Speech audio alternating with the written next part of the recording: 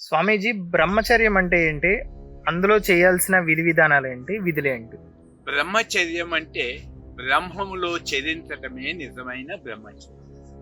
అది సాధ్యం కానప్పుడు మనిషికి 4 ధర్మాలు ఇస్తారు: బ్రహ్మచర్యం, గృహస్థు, వానప్రస్థు, సన్యాసి.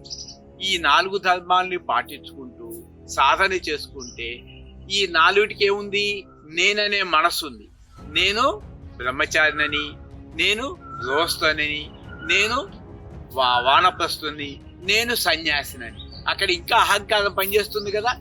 ఇప్పుడు గాఢనిధిలో ఈ 4 నువ్వు చెప్పలేవు కదా. అంటే అక్కడ ఏమున్నావు? నువ్వు బ్రహ్మంగా ఉన్నావు. అంటే ఒక సన్యాసి నాకు 1,00,000 మంది శిష్యులు ఉన్నారన్నా కూడా దానికన్నా ఒక గృహస్థుల్లో ఉండి నేను ఆత్మగా ఉన్నవాడే 1,00,000 మంది సన్యాసుల కన్నా గొప్పవాడు. మీది గాఢనిధిలో చెప్పండి, ఒక స్త్రీ అయినా చెప్పండి, ఒక పురుషుడైనా చెప్పండి, ఈ 4 ధర్మాలు ఉన్నాయేమని. అక్కడ నువ్వు క్షేత్రజ్ఞుడిగా ఉన్నావు. ఇదే భగవద్గీత. సర్వధర్మాన్ పరిత్యజ్య మామేకం శరణం వ్రజ సర్వ పాపేభ్య మోక్ష ఇష్యామి మా శుచః. గాఢనిధిలో చెప్పండి, నాకు బంధం ఉందని చెప్పండి, పాపాత్మ ఉందని చెప్పండి, పుణ్యాత్ముని చెప్పండి, బంధం ఉందని చెప్పండి, మోక్షాన్ని కోరుకోండి.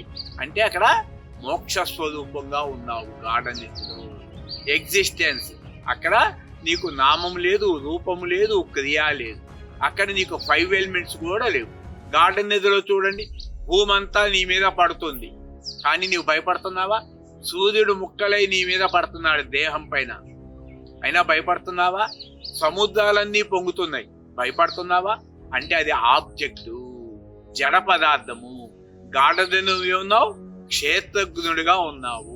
అంటే సూర్యుడు కూడా మీద పడ్డా నీ దేహాన్ని, ఫిజికల్ బాడీనే డిస్ట్రాక్ట్ చేస్తాడు, కానీ మెంటల్ బాడీని కూడా డిస్ట్రాక్ట్ చేయలేడు. ఎందుకని? మనసుకే ఆకారం లేదు. ఆకారం దేన్ని దేవుడు కూడా ఏం చేయలేడు. కాబట్టి నీలో ఉన్నట్టు వికారాలు తొలగించుకోవటానికే ఈ బ్రహ్మచర్యం. అంటే మనో నిగ్రహం కోసము. నిగ్రహం అయిపోయిన తర్వాత విగ్రహంతో పనే లేదు.